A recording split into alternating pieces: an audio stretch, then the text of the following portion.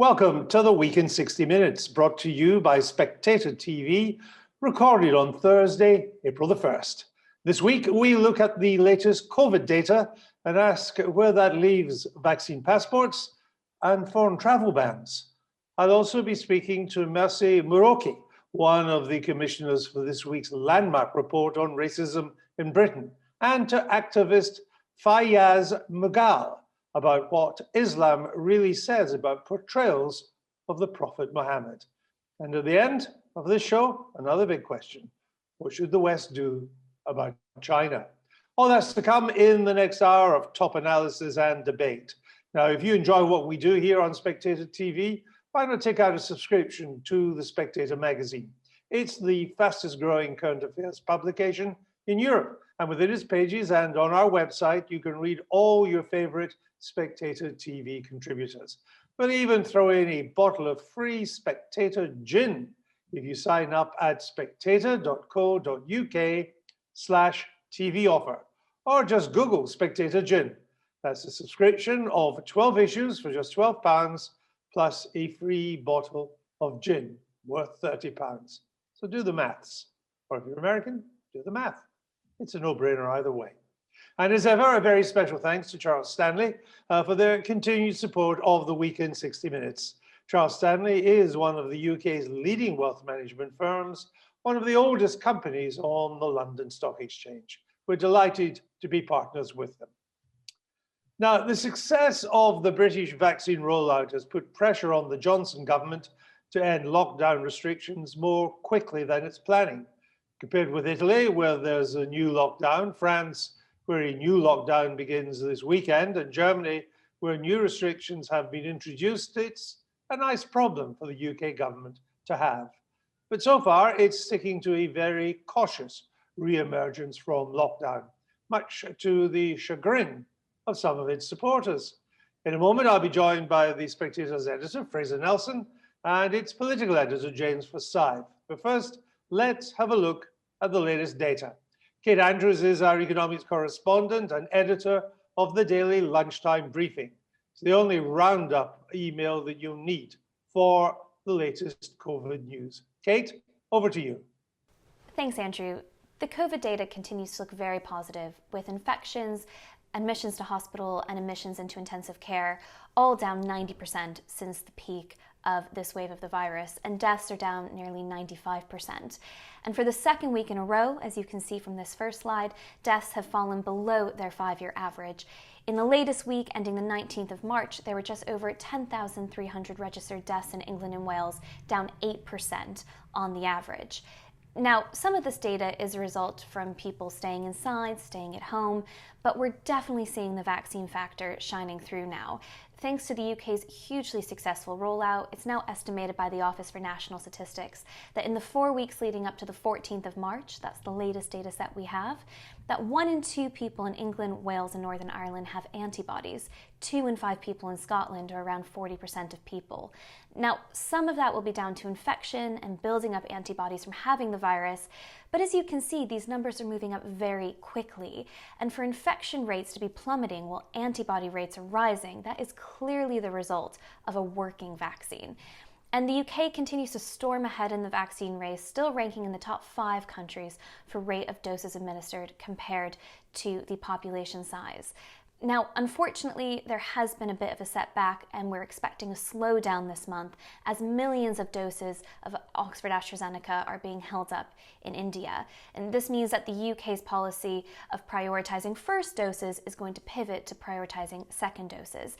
As you can see here, that shift has already started, and we should expect to see that blue line noting second doses, second jabs, going up for some time, even outpacing first doses. Now, there are pros and cons to this. Obviously, the change in tactic that we have fewer doses available than hoped is not great. And given that there's early evidence showing that the vaccine does reduce transmission of the virus, that really bolsters the UK's original strategy of just getting out as many first doses as possible. That is disappointing as well. But that said, these second doses are giving that extra boost, that maximum coverage to those who are elderly and most vulnerable. So that is positive. And the other good news is that the UK's 17 million doses of the Moderna vaccine are expected to come online in the coming weeks, and those are being earmarked for the under 50, so we can get those first doses up again. And in this last slide, you can see here our vaccine progress. The progress for getting the elderly and vulnerable in society vaccinated is still really impressive. The Spectator's data tracker shows the government is on target to offer this vaccine, the first dose anyway, to the top 9 priority groups by the 15th of April. That was the deadline that the government gave itself. They are on track to do so. In fact, our data tracker shows that it might be slightly early, but given the slowdown in doses, we'll see where we end up. Overall, the news is very positive. The Prime Minister promised data, not dates. If we look at the data section, we only have good news at the moment to share. There's a question mark as to whether or not his comments about prioritizing data over dates might come back to haunt him, as there's no indication that he'll be speeding up this roadmap. But given that MPs have renewed the Coronavirus Act, it doesn't seem like there's a huge amount of pressure on him to do so. Back over to you, Andrew. Thanks, Kate, and we'll come on to what the government's reaction to all this good news is. And these charts are certainly probably the most encouraging charts we've seen since this pandemic started just over a year ago. There is, I have to report rather sadly, a lot of sneering among journalists and the political elite, not among ordinary people, but among some journalists and the political elite in Europe that, yeah, well, you Brits think you've done well, but you've only been doing first doses, and you won't even have enough vaccine now to do second doses. Is there any truth in that? Is there any evidence that that's the case? So first of all, the government has indicated that they are not worried about dishing out second doses. They are confident that they have enough jabs to secure second doses in the appropriate timeline that they've laid out. So people, if they've had their first dose, shouldn't be worried about that. All indication from government is that they're on track to get their second dose. It is frustrating to hear that kind of language, to be disparaging towards getting first doses into arms, because in reality, that first dose is giving you the majority of the coverage. It's really important you get your second dose. That tops you up even more. It gives you the maximum coverage that you can get from this vaccine. Very important. But getting that first dose does provide, after a few weeks, once it's kicked in, quite a lot of protection. And as mentioned in the slideshow, the early evidence is that these vaccines are also reducing transmission of the virus. So getting that first dose isn't just protecting yourself, it's also helping to protect those around you. So those who try to knock the UK's success by pointing to first doses, I think, look a bit silly. The fact that we have over half of adults in the UK having at least their first jab is something to be extremely proud of. All right, Kate, thanks for that. Stick with us. Fraser's joined us now. Fraser, why is the government so worried about relaxing travel bans? Well, it's not just keen on them, it's extending them. I mean, the fact that it's now legal to leave the country is really it's quite a new development. And you do wonder why, if we've made such progress with vaccines. Surely the whole point of this is that we don't need to be afraid of the virus as we once were. But what they're worried about is the potential emergence of a new strain of COVID which might escape the vaccine. Now, this is all a hypothetical. There have been something like 20,000 mutations of the coronavirus. As a RNA virus, this is what it does. It mutates. It comes in many forms. But there's been some suggestion that the South African variant might be less effective against the AstraZeneca vaccine. Now, there's no evidence at all that anybody's being reinfected in South Africa. In fact, the databases counting reinfections globally can find fewer than 100 of them out of hundreds of millions of people who've been infected with the virus. But the prospect, the theory that there might be a mutation out there which might come back to Britain and might put us back to square one is enough for the government to think, okay, we're going to adopt the precautionary principle, a safety first mechanism, so until we can be sure that the variant will not escape the AstraZeneca vaccines. By the way, the Israelis have said there's no variant which escapes the Pfizer vaccines, but we're mainly rolling out the Astra ones. Then the British approach is to be very cautious on summer holidays, not let anyone to leave the country without a reasonable excuse, and to certainly be very cautious about anybody coming in. James, the government talking, as Fraser says, about even toughening up the already tough travel bans and of vaccine passports, something it seemed to be against not long ago, but now talking of that too. I don't understand why you would talk about two. I mean, if you haven't got vaccine passports, I can understand why you might want a tough travel ban. But if you've got vaccine passports, why do you need a travel ban as well? Andrew, I think, as Fraser says, their worry is about a vaccine evading variant. They think that is most likely to occur in a country where COVID is in high circulation, where there are lots of cases. And that is why I think they are thinking of these restrictions. I think when we'll get some more details next week of what they're thinking on travel. But I think what it will mean is that, going to countries with low levels of COVID and high levels of vaccination will be allowed. It will be countries that have low, either high levels of COVID or low levels of vaccination that will be kind of on the kind of red list. So I think, for example, if you were planning to go to Tel Aviv for your summer holiday, I think you're pretty certain to be able to go. I think what is much less certain are some of the popular European hotspots, unless you see a big increase in the pace of the European rollout. But if you made it a condition of coming to Britain that you had to have a vaccine passport which showed that you had been vaccinated, perhaps with both doses, and that you had had a test in the previous 72 hours before landing, wouldn't that be job done if you had both these things? Yeah, I mean, in terms of people coming back into the country, I think as Fraser said, what their worry is a strain emerging that evades or that the vaccines that the UK is using is less effective against. They often talk about that even once you've vaccinated the population, you have still have a certain number of vulnerable people who, if they all ended up in hospital, you would put your health system under pressure. I think that the concern is, as Fraser says, a variant against which the vaccine is not so effective. I can understand, Fraser, why the government is cautious in a way. It basically doesn't want to blow it. I mean, we've made so much progress in the early months of this year after a pretty dismal start that caution is understandable, even if it may not always be right.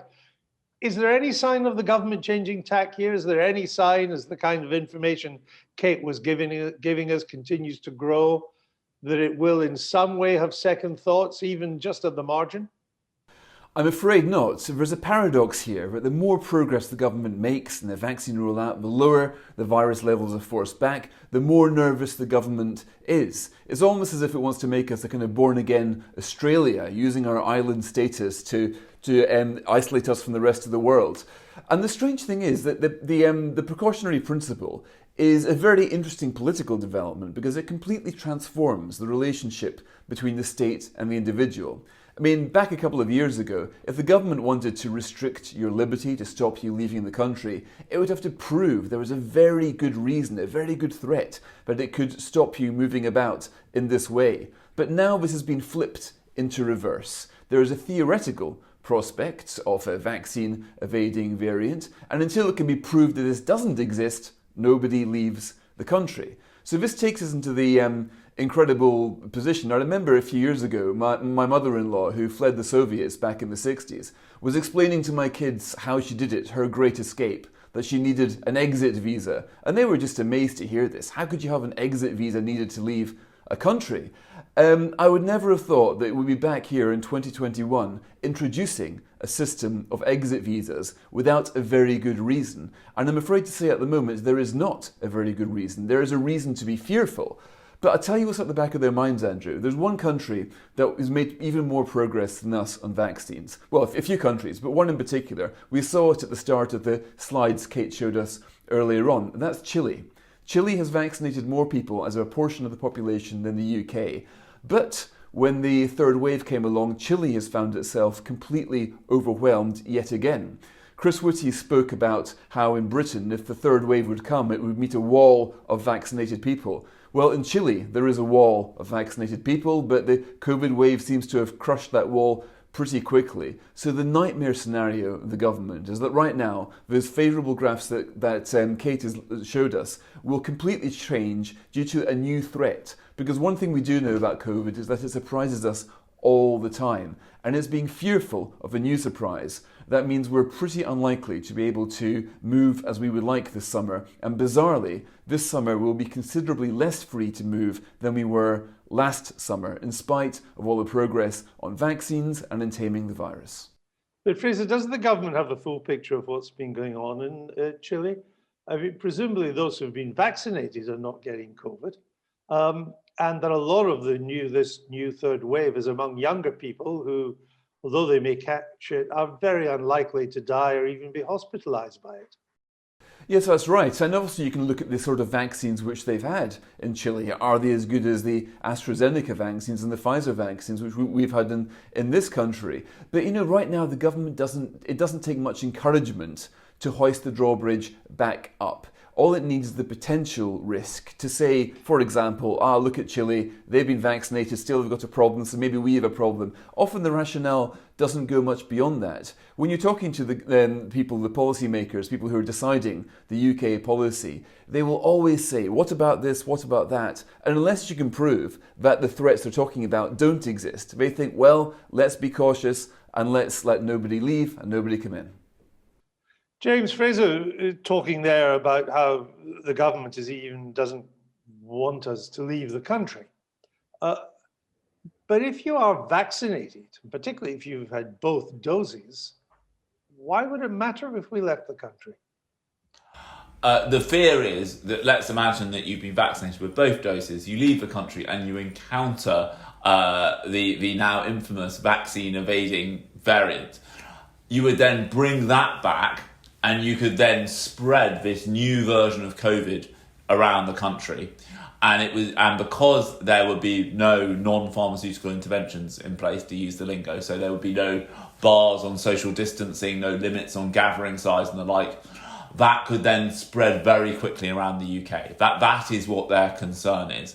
And what, James, if you added in the rule that to get back into the country, I'm speaking as if you're a British citizen or resident in the United Kingdom, to get back into the country, in addition to the fact that you're vaccinated, you have to show a test within 72 hours of you landing back in the country. Yeah, look, I think you could argue that would be. I mean, you could argue that would be a sensible precaution that should allow them to loosen up the rules. I think that, as Fraser said, though, there's been a mindset shift in government. We had a kind of generation of politicians who were used to the worst case scenario not happening. Think of the millennium bug, bird flu. Tony Blair wrote about in his autobiography about how there was a whole PhD thesis to be written on the pandemics that never happened. You've now got a set of politicians and officials who've seen the reasonable worst case scenario come true. And I think that is making them extremely cautious about making these decisions. I think that their view of risk is very different from how it was 18 months ago. Kate, we understand Michael Gove is doing reviews of a lot of what we've been discussing about how quickly do we get out of lockdown, what should the steps be and all the rest of it. Should there be any changes to the timeline that we already have? Do we know where we are with the Gove reviews yet?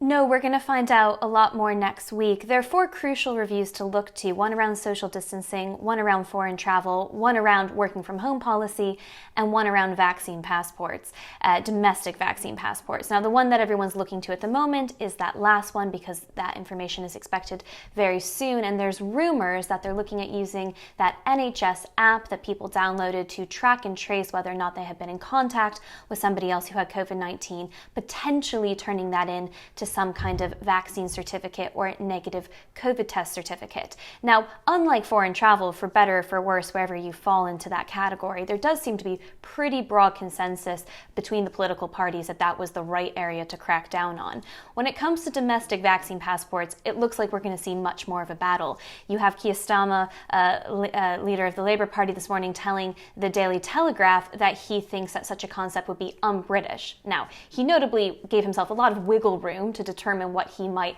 support or what he might not support, but there is pushback there.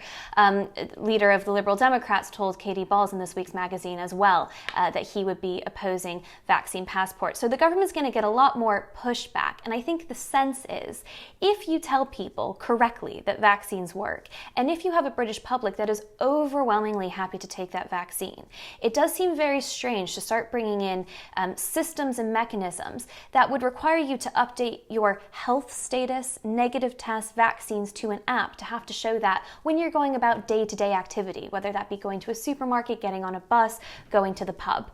I think the question mark is probably around whether or not all of these parties would unite together to say if there's a mass event, a big event, thousands of people, perhaps you have to show something. But the government, probably for one of the first times in this crisis, is going to be facing real pushback if Michael Gove tries to push to use this app in some way to turn into a vaccine certificate. And as well, not just from the principle of vaccine certificates, but also what we were told about this app. And we were sold this app, we were told to download it because it was always going to be private information. Only you were going to see what was on that app. If the idea is you're now flashing that app to landlords and pub owners and the rest of it, it's a totally different ballgame. Okay, Kate, thank you for that. We'll let you go now. James and Fraser are staying with us. And just before I move on, Fraser, I was interested that you mentioned how the precautionary principle, super caution, had come back to the center of government policy and what we were talking about. Didn't Mr. Johnson and those around him in the Brexit campaign say that one reason we should leave the European Union was to get away from the EU's obsession with the precautionary principle? Yes, this is exactly the irony. They were talking a lot about this because the precautionary principle is used a lot in EU law. It basically means you can justify all kinds of costs and take all kinds of relatively draconian measures against something which may or may not happen. So you manage to avoid the normal conversations about, well, how likely is this risk? How much money are we likely to spare? How much liberty will we give up in order to stop this risk happening? So rather than the trade-off, the precautionary principle says something else. Okay, this might happen, small risk. We're not going to quantify that risk, but let's do X, Y, and Z to stop it happening. Now, Boris Johnson, quite rightly, in my view, said, look, this really mitigates against risk-taking, innovation, it constrains liberty. We need to get out of this and have a Britain which is able to respond and take advantage of the fortunes which it's able to create for itself. Well, subsequently, he was as good as his word on vaccines. The UK government went for a completely different way than the EU, sourced its vaccines, and created a whole lot of potential to think, okay, now that we've got this, now that we've protected those who are likely to die from the virus, we can now go our own way, we can open up our economy, we can take a more globally minded view of the world and restore Britain's reputation and practical identity as an international hub. Brits are more likely to travel by air than the people of any other country in the world. But instead of that, they've gone right behind the precautionary principle and have allowed it to dictate the approach out of the pandemic. So right now, make no mistake, if Boris Johnson were feeling a bit more self-confidence, the self-confidence which he claims drove him through the Brexit situation, then we would be opening up a lot more. We would be saying, well, why can't we let people who've been vaccinated or who've got a negative test come to Britain because reasonably we don't need to fear them. But instead, the mindset of the government has shifted, and it shifted in a rather illiberal way. And what I think we can see now is the emergence of illiberal conservatism, ironically coming under a self-professed liberal prime minister. But he looks at the opinion polls and he looks at people asked, do you want borders to be closed? If opinion polls say yes, he thinks there's a new kind of buzz, a new kind of mood, a new kind of illiberalism in the country. And as the old saying goes, he thinks, I am their leader, I must follow them. Okay, Fraser, we'll follow on to our next story. The other big story of this week is the landmark report from the government's Commission on Race and Ethnic Disparities. It's caused quite a row among those who thought they controlled the agenda when it came to racism and racial and ethnic disparities. Fraser, let me just come to you. Just give us the context of how this report has come about. Well, for a long time now, the government's been trying to look at British race relations in all of its dimensions and to try to break away from importing a kind of American narrative onto a country which simply doesn't fit it. So if you look at in Britain, we're a country where black Africans, Indians tend to do better, not just than whites, than by Bangladeshis and black Caribbean groups. So there are huge and indefensible differences in attainment between the ethnicities. But it's not as simple as black versus white. It's not white versus BAME. Even the label BAME lumps together people of all sorts of ethnicities with very divergent groups. Now, if you really want to tackle the difference here, the government argued you need to get rid of this reductive identity politics and have a look at here and what can we learn.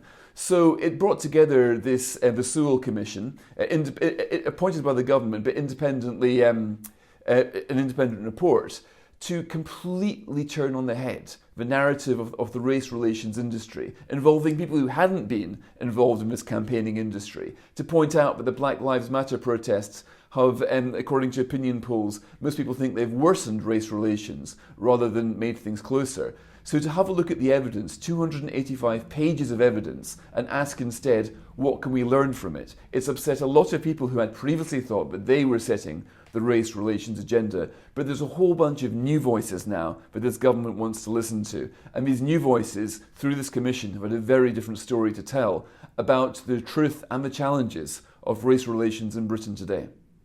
James, is the government aware of the what it's up against here? I mean, it's come out with a report which in its essence challenges many of the nostrums of identity politics.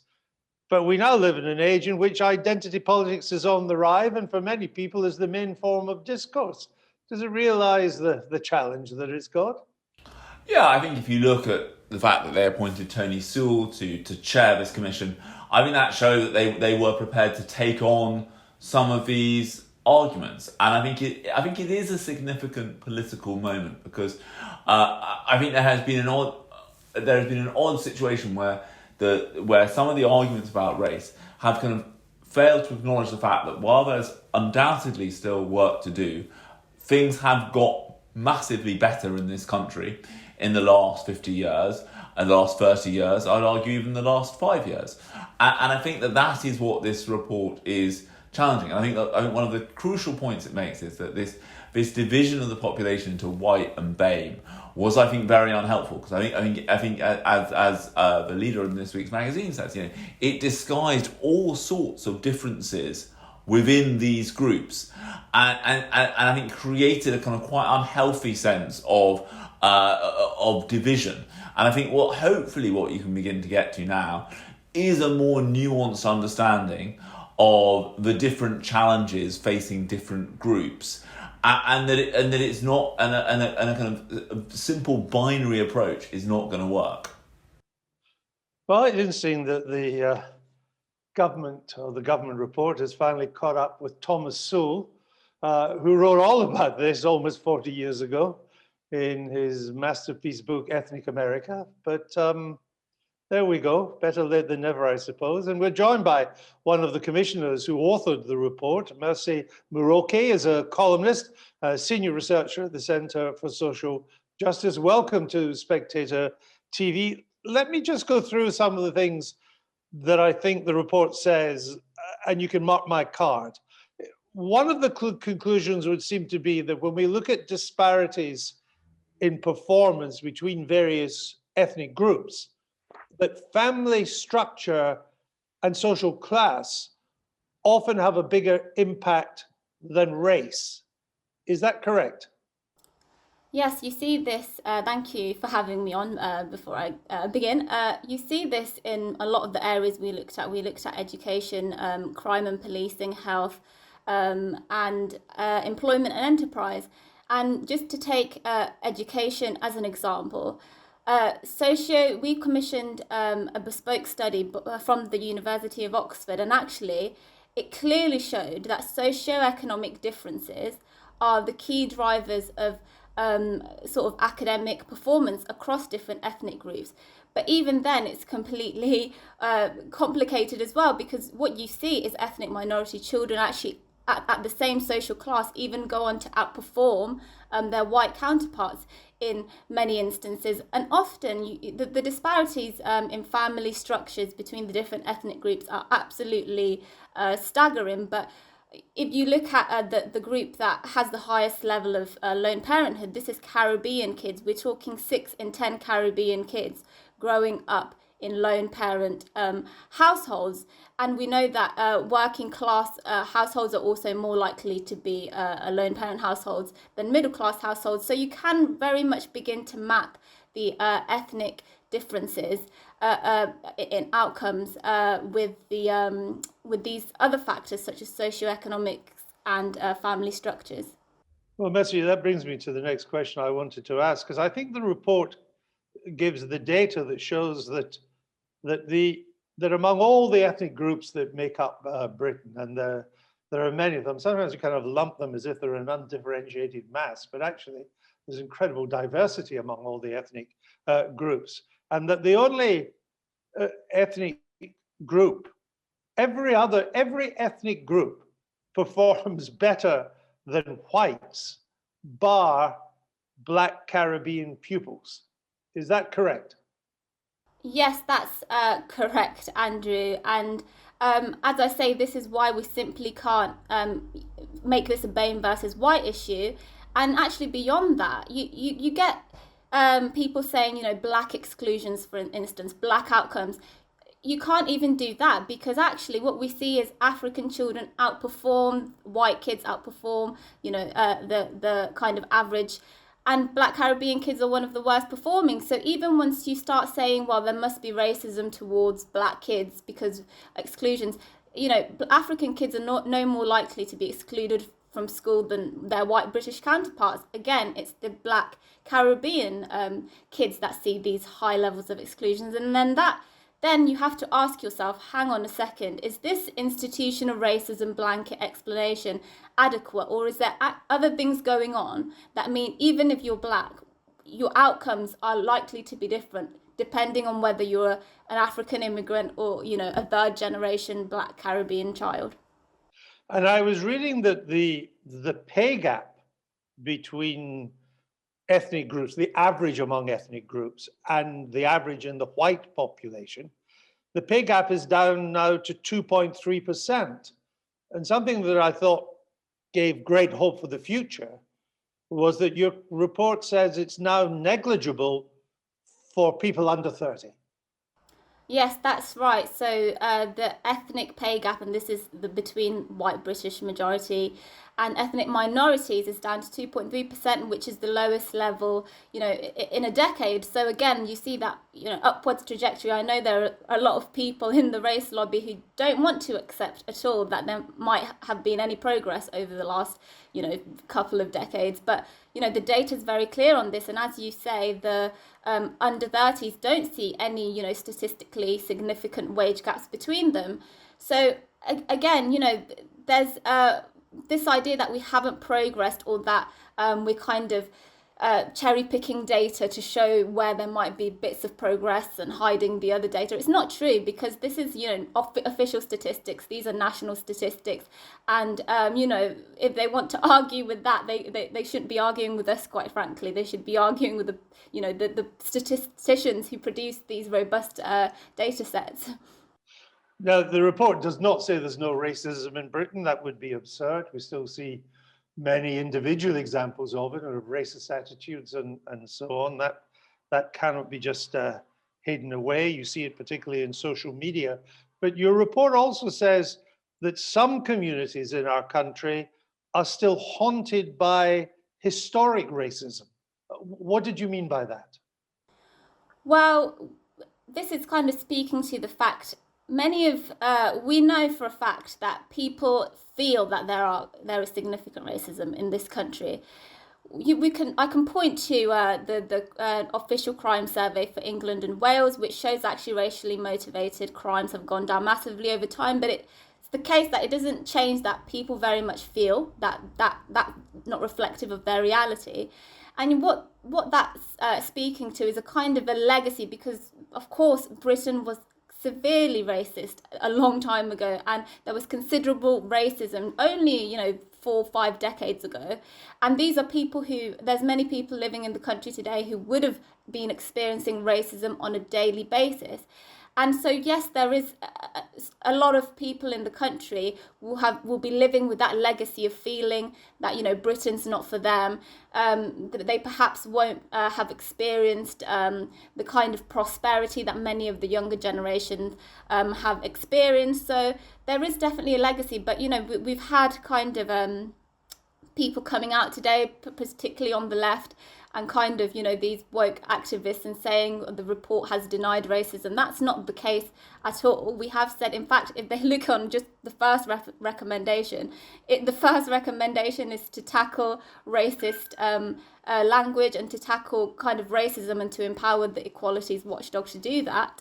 And on page 36, we actually set out a kind of framework so that we can properly kind of disentangle the different manifestations of racism instead of just kind of applying a blanket accusation of racism on everything. Well, anybody who thinks we haven't come a long way didn't live in our country in the 50s or 60s. I remember a by-election campaign in a Labour seat in which I think it was the Tory candidate, I should be careful, their election slogan was, if you want N-word for a neighbour, then vote Labour. Yeah. So I think we're not there yet, but we've come a long way from attitudes like that. And when I look at your report, it seems things are more complicated and more sophisticated, more nuanced. Race is obviously a factor in some things, but family influence, I think your report says, social class, culture, religion, and so on are all just as important and sometimes maybe more important than race. Is that correct? Yeah, that's correct. And, you know, fundamentally what we're saying is disparity is not always discrimination. In the same way that, you know, everybody knows or should know that correlation is not causation. So our approach was to a kind of inductive approach. We start with the data and then we kind of let the data lead us. And what the data showed is that there are all these other factors, and also that there are disparities that really can't really be explained by kind of this white on BAME, to use that dreaded term, racism. One of the most shocking things for me in the report was that young black people between age 16 to 24 are 24 times more likely to be victims of homicide than their white counterparts. That is, for me, you know, on a scandalous level. You know, to say, okay, well, that must be proof of racism. Well, actually, that you're basically kind of ignoring all the other variables that might be driving that. Clearly, there's issues of deprivation. There's issues of perhaps even absent fathers, which I'm sure, you know, people don't like to go down that route. There's all these issues that we really could be talking about to tackle what is, you know, a shocking statistic, which is that, you know, 24 times more likely to be killed. So these are the sorts of conversations we should be having, and instead we get led down this path of, you know, a tit for tat, you know, conversation about, oh, is it institutional racism? Does it exist? Does it not? And then you get ridiculous things as well. I saw Clive Lewis, the Labour MP, his response to the report was to tweet an image of a KKK person. So, you know, that kind of level of debate is just, I mean, I would say it's laughable, but it's not even funny at all. I just don't think the people who are criticising this report have actually come out with anything to tell us why exactly, what data they disagree with, what recommendations they disagree with, and why. So it's, you know, again, we're getting into a lot of tit for tat identity politics stuff instead of dealing with the real issues. But a final question to you. You must have known you were going to stir up a hornet's nest here. I mean, the current fashion on both sides of the Atlantic, and perhaps even a growing fashion in anti-racism, is to see all ethnic disadvantage through the prism of white supremacy. And you're challenging that head on. So it's quite a threat to those who traditionally have seen themselves as the people who spoke up for racial disadvantage. Yes, that's right. And I think that is the battle on our hands. And, all these things like one of I can never pronounce her surname, but Dr. Scholler, who's always kind of brought out by mainstream channels to provide commentary on race. Her response to the report was to call Dr. Tony Sewell a token black man who was spreading white supremacist lies. Now, Tony Sewell has dedicated his life to supporting ethnic minority people fulfill their full potential. He runs a charity that helps young black and ethnic minority kids go into STEM careers. To suggest he's spreading white supremacist lies, that just shows the level of detachment from reality. And actually, these people try to intimidate you into being silent about the data, being silent about all these disparities. And, to coin a phrase, I won't be silent and I won't be silenced, Andrew. Well, they've had it their own way for so long, Mercy, that you've now threatened them with this report. So I'm not surprised that they're going to be kicking back, because their very purpose of existing is undermined by what your report says. Mercy, thank you for joining us on Spectator TV. I hope you'll come back as this issue develops. It's not going to go away. And remember, if you enjoy what we do here at Spectator TV, take out a subscription to the magazine itself. It's the fastest growing current affairs publication in Europe. Within its pages on our website, you can read more from all your favorite Spectator TV contributions. And this week's editorial, which is very much on what Mercy and I were just talking about there. We'll even throw in a bottle of free Spectator gin. You just have to Google Spectator gin. You can do that. That's a subscription of 12 issues for just 12 quid, free bottle of gin worth £30. It's a no-brainer. Now, it wasn't that long ago that the French teacher Samuel Paty was executed by a lone Islamist for showing a cartoon of the Prophet Muhammad. That comparison hasn't prevented some from protesting outside Batley Grammar School over the last few weeks, because a teacher there had shown his pupils a caricature of Muhammad as part of a class on blasphemy against religions. Now, that teacher has since had to go into hiding, sparking another debate about free speech and religious respect. But Fiyaz Mughal disputes whether these protesters could really represent the Muslim community. He's the founder of Tell Mama, an organization which records anti-Muslim incidents in the UK, and he joins us now on the show. Fiyaz, welcome to Spectator TV. You write that the protesters against the teacher are actually a defamation of Islam. What do you mean by that? Well, essentially, Islam, like any other faith context, is a set of beliefs. And part of those beliefs are exceptionally personal, and they are based on tolerance. They are based on connection between individuals and God, and they are not based on intimidation, thuggery, and trying to force people to change their opinions. That's a fundamental premise of one of the beginnings of Islam, is to talk to people, is to listen, and dissent was a fundamental part in the beginning of Islam. And so this kind of twisting of Islam into using force, intimidation, mob-style tactics goes against the very principle of the start of the faith. So it is a perversion of what the core principles are.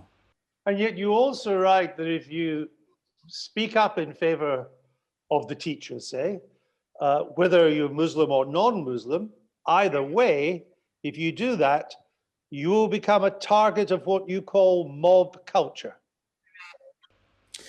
Absolutely. We live in a time today where sadly social media and other mechanisms provide an opportunity for individuals to vent their fury and their spleen. And the reality is, sitting behind computer screens, I know members of Muslim communities who have spoken up on other issues like this, who have talked about the need to listen, to dialogue, and sometimes just to sit and be uncomfortable listening to views they might not like, being targeted, being abused online, having letters sent to their employers, having campaigns run so local mosques don't include them in their activities. And these kind of campaigns are campaigns of intimidation, undermining that take place. And so individuals have been targeted. I myself have been targeted over 7 years in these kind of tactics, smear tactics. And so it is a way to stop those speaking out who believe that this country's values and British Muslim values actually are in synergy, are in tandem, and there is very little that separates us. But in fact, in earnest, British Islam has been living, adapting, shifting, and changing with the changing norms of this country as any other thought process does. Fiyaz, when did it become, because I don't think it's always been like this, when did it become so provocative that you could even lose your life to show an image of the Prophet? So here's, Andrew, it's fantastic question, because this problem is not just a 9/11 or 7/7 problem. It's easy to have those reference points because obviously it's the nearest and closest reference point to a major catastrophe around these kind of issues and where Islam became into the forefront of the news topic and debates. But this issue goes back to the Iranian Revolution. It goes as far back as that. And the reality is, if you look at where a lot of Muslim communities were internationally, their developments, their dynamics, prior to the revolution, you didn't have a sense of core Muslim visibility and identity in most countries. In countries like Egypt, North Africa, Middle East, there wasn't a sense of the Islamic identity being the only primary identity that people immediately responded to. What the Islamic Revolution in Iran did was to basically place religion at the forefront of the political ideology in the region, and it was exported across into Western spheres. And so the Islamic Revolution in Iran provided an Islamist identity which seemed to catch fire, and in doing so also spread this notion that actually anything around Islam was now sacred, and sacred to the point that violence and intimidation could be used. And that was the starting point, then reinforced by the Salman Rushdie affair of 1989. That Salman Rushdie affair localized, contextualized, and placed that sense of using intimidation and violence within a British context. So these are two key reference marker points as to the start and genesis of what has become a blasphemy-style tradition in small sections, but vocal and intimidating sections of my co-religionists today. And for those demonstrating outside Batley Grammar, some are parents, others are clearly activists and troublemakers that want to join the bandwagon. We've reached a stage, though, where, as you say, violence is threatened, because I see you quote in your excellent article that they're saying, unless the government stops this, unless the government makes sure no other teacher even thinks of doing this, the quote you give, we are not responsible for the actions of some individuals if you don't do this. That's a threat. That's a threat. So some of these self-appointed community faith leaders essentially have said to the Prime Minister, can you believe it? I mean, the sheer chutzpah and the gall of this, telling the Prime Minister that unless you bring in and enforce some form of blasphemy, there may be some action, i.e. a threat and an inference of threat there. Now, the reality is those kind of statements should be consigned to, as I said, the dustbin, not only the dustbin, but the dustbin of history, but should be ridiculed. Because to use another threat again in the process, to tell the state machinery that the blasphemy law, which was removed in 2008, needs to be reinforced, is a gross misunderstanding, as I said in my article, of the history of faith and its development in our country, but also in where we are today and how the wider society feels about religion. They don't clearly never want any form of blasphemy introduced. We've got rid of it. It was repealed, and it was a nonsense act that was still around till 2008. So there's a lack of understanding, but there's this sense of there's a sense that actually some of these faith leaders think they are entitled to enforce their opinion, as if Islam is so weak that it can't withstand any critique or ridicule, which in itself shows an infantile nature that is projected onto British Muslims, of which my co-religionists are not.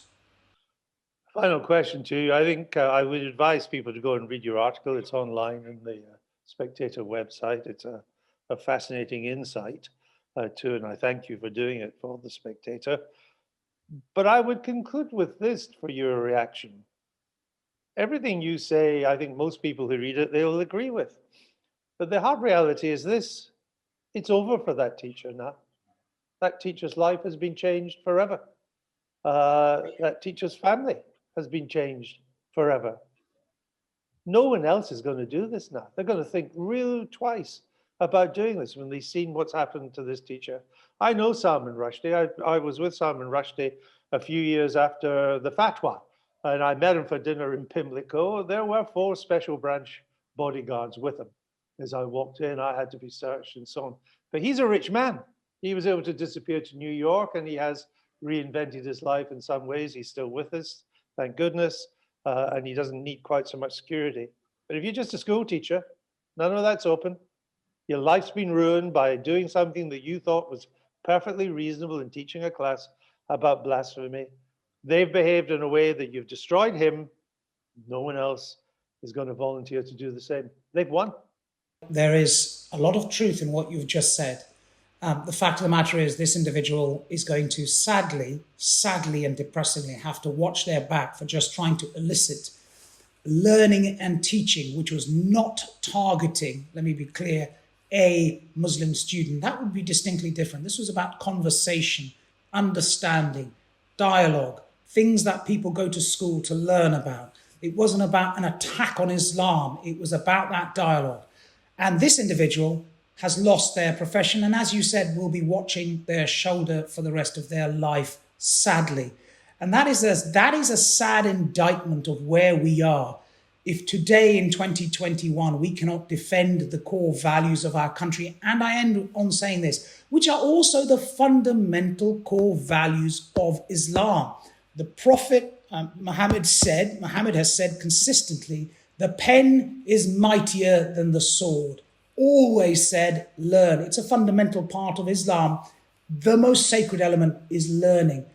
That is the lesson that these self-appointed leaders have lost. Fiyaz Mughal, thank you for your article and thank you for joining us on Spectator TV. And remember, you can get 12 issues of The Spectator for just £12. You get a free bottle of Spectator gin worth £30. Now, our final segment today: what should the West do about China? In many ways, it seems like a new Cold War has begun. But of course, China is a very different beast from the Soviet Union. The Soviet Union wasn't integrated into the Western economy. The West did not depend on Soviet manufacturing. We didn't really buy anything from the Soviet Union at all. The Soviet Union tried not to buy much from us. Now, James Forsyth has written this week's lead feature on the importance of an economic alliance against China. He's still with us on the show. And also with us, I'm delighted we're joined by the FT's Gideon Rachman. He's author of Easternization, War and Peace in the Asian Century, which of course he refers to as the 21st century. James, let me come to you first, then I'll go straight to Gideon, who's been waiting patiently there. Are we in a new Cold War? Is a Cold War the right way to see, the right prism for what is happening with China and the rest? I think you can debate the precise historical parallel. I mean, I think you could argue it's like the rise of Germany from kind of 1870 to 1914 onwards, or you can say it is like the Cold War. I think that the point is that there is now, history is back in that there is now a values contest.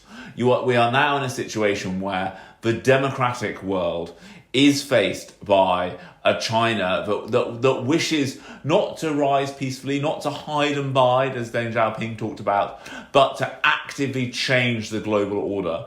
And it's quite explicit that by 2049 it wishes to be the most powerful economic and military power on Earth, and to have a global system that reflects that. And I think that the West now faces a massive moment, which is has it got the strategic ability to come together to contain this challenge? I think there is still time for a unified Western effort to push back on China. But that time is running short, and it won't work if the West is divided. Gideon, what do you say to that? Yeah, and I think that in current circumstances, it's unlikely that the West will muster the unity required to create this kind of economic NATO that James is talking about. There are divisions between the European Union and the United States. There are many Western companies that are deeply integrated in the Chinese economy. I mean, for a company like Volkswagen or Daimler-Benz, China's now their biggest market, their biggest single export market. And so there are big sacrifices to make. But I think the caveat is that the Chinese may do it for us, in the sense that if their activities and become so outrageous from our viewpoint that they can no longer be tolerated, they may sort of force a change in Western policy that we're quite reluctant to consider at the moment. I mean, their policies in Xinjiang have obviously caused a huge backlash, and then China imposing sanctions. But, if they were, for example, to assault Taiwan, and, they're on the front page of the FT website at the moment, there's speculation, which is rather spine-chilling, that they may actually be contemplating an attack on Taiwan. At that point, all bets are off. I cannot see that you couldn't have comprehensive sanctions against China if that were to happen. In the current circumstances, though, I think the mood is shifting against China, but there are these enormous economic interests at stake which won't be easily untangled. What is, in your view, the goal of China? What's the strategic geopolitical goal? At the height of the Cold War, many people thought what we were confronting was Soviet global domination of spreading communism across the world. Now, some people argue that wasn't the case, but that was the basis of Western foreign policy. James has said the Chinese want to be the dominant economy, but are they exporting an ideology like the Russian, like the Soviets, or is it more just they want the world more to be organized in ways conducive to them? I think more the latter. I mean, I would guess, and obviously it's a big place, it's 1.4 billion people, and even within the Communist Party, there will be arguments and debates that we're not fully cognizant of. But I think Xi Jinping is pretty firmly in charge at the moment. And from what he says, they've got a number of goals. I think his first goal is simply to secure himself in power. But that has an external aspect, because the way that he discusses it is this belief that the West is trying to foment color revolutions in China, is trying to overthrow the Communist Party. And that is regarded as, a direct threat to him and to the system he's building. But he's also talked about China moving closer to the global center stage. And I think that resonates, as it would for many countries. There's this feeling that for China's had a couple of bad centuries, but has thousands of years of history, that historically it has been the Middle Kingdom, and that it would be its natural destiny, if you like, as it becomes more powerful and richer, to become the dominant power, at least in Asia. But that is not nothing, because the United States is the dominant power in the Pacific region at the moment, and if China is to displace it, in a sense, with the Asian economy now at the core of the global economy, China, by becoming the regional hegemon, becomes pretty close to the dominant power in the world. The Americans, though, I think, Gideon, have realized that as they deal with the rise of China, it's a very different animal from the Soviet Union. The Soviet Union had great military power, but in terms of its economy or its technology, it was nowhere near a match. I remember the first time I went to Moscow, and a Sunday Times Moscow correspondent said, we stood in Red Square, and she said, "Welcome to the evil empire." It was in the Reagan age. It's really just Upper Volta with missiles.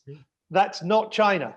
And I think, am I right, Gideon, that the Americans have realized that if they are to counter the rise, or at least control the rise of China in the greater Pacific region, they need allies. Even they are not big enough to do it on their own.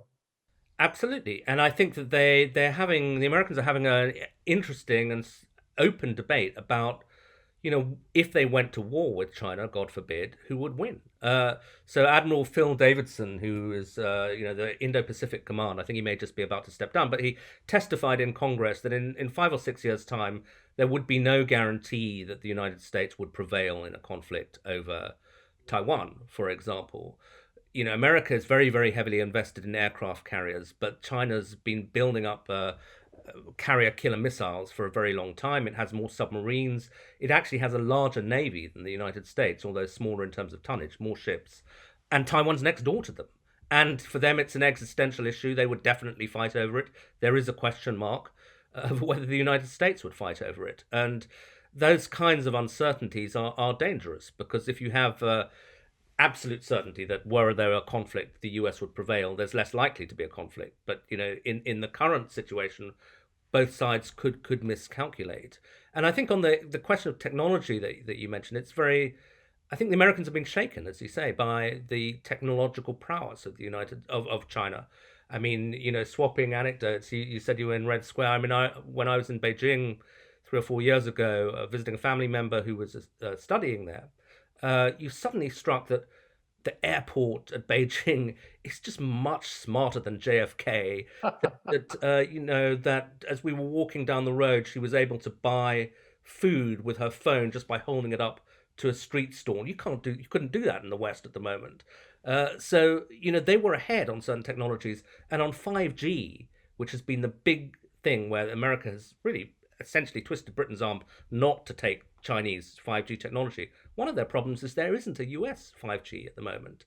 So China is ahead on many key technologies. James, one of the things I was struck by in your article was that you thought that China may have played its cards too quickly, moved too soon, so that it may indeed have undermined its own deal that it wants to have with the EU on investment, that it's cracked down in Hong Kong before it's got all its ducks in a row. The same with the Uyghurs and the essentially labor camps, concentration camps, pretty close.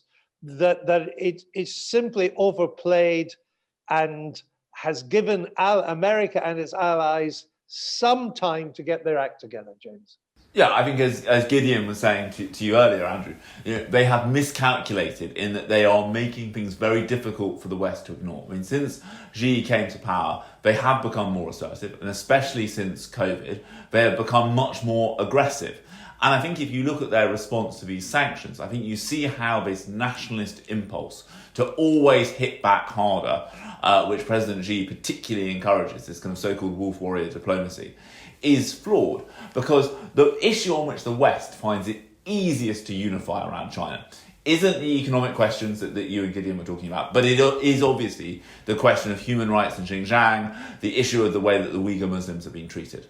The West got its act together, coordinated Western action from the EU, the US, Canada and the UK to sanction for a handful of Chinese officials over this internment program. If the Chinese had kind of ignored that, I think that things would have carried on. This EU-China investment treaty would have gone through. Instead, they chose to hit back with sanctions. They've sanctioned 5 MEPs from 4 of the different groupings in the European Parliament. That, I think, makes it really now quite unlikely the EU-China investment treaty fails.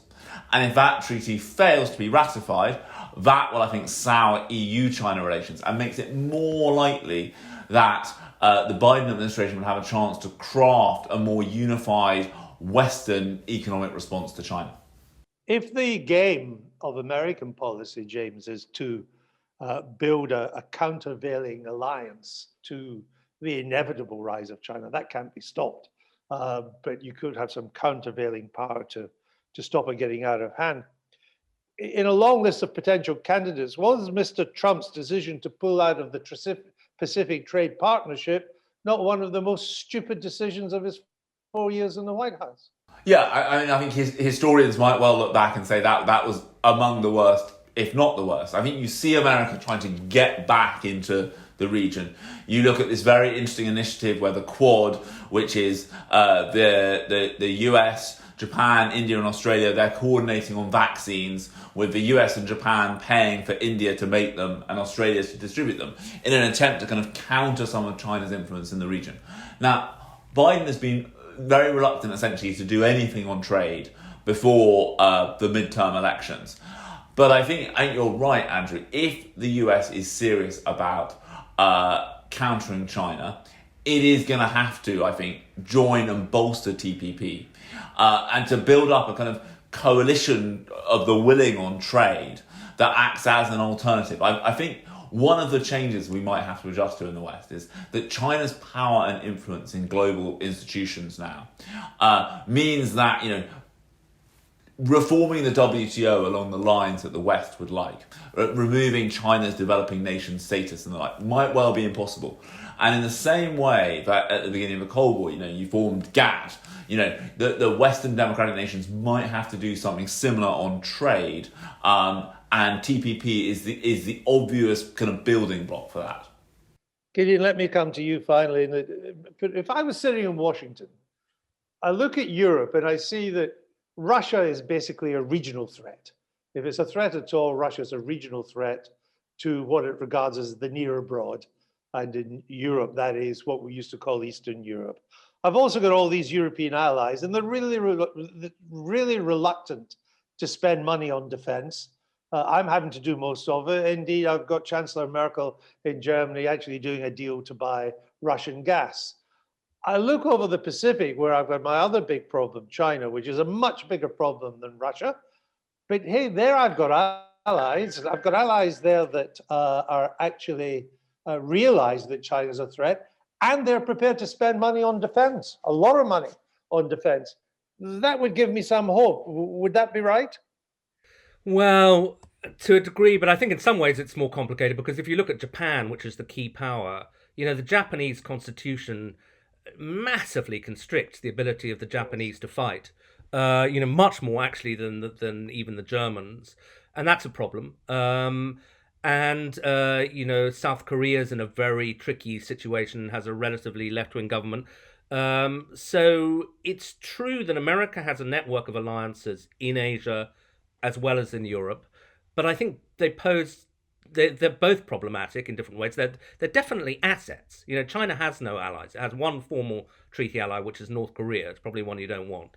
But these alliances are difficult because allies have their own views and their own domestic politics. But they're undoubtedly an American asset. I mean, I think that the implication of your question that they're going to switch attention increasingly to the Asia Pacific is the case. Obama was talking about a pivot to Asia.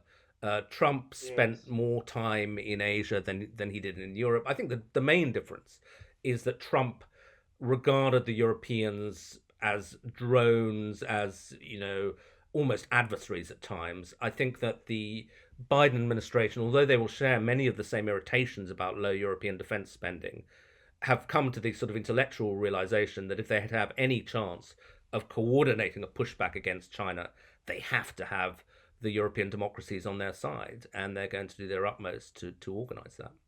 All right. Gideon Rachman from the Financial Times, thank you for being with us on Spectator TV today.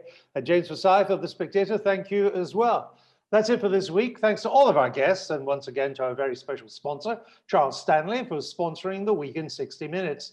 Charles Stanley is one of the UK's leading wealth management firms, one of the oldest firms on the London Stock Exchange. A final reminder to pick up that bottle of Spectator gin. You may need it after some of our conversations. It's worth £30. It's all yours for free if you sign up to The Spectator at spectator.co.uk/TV offer. You can just Google Spectator gin. The Spectator has now got a record 100,000 plus subscribers. So why not join the winning team? Please send us your thoughts to SpectatorTV at spectator.co.uk. I hope you can join us again next week. Have a very happy Easter, and bye-bye.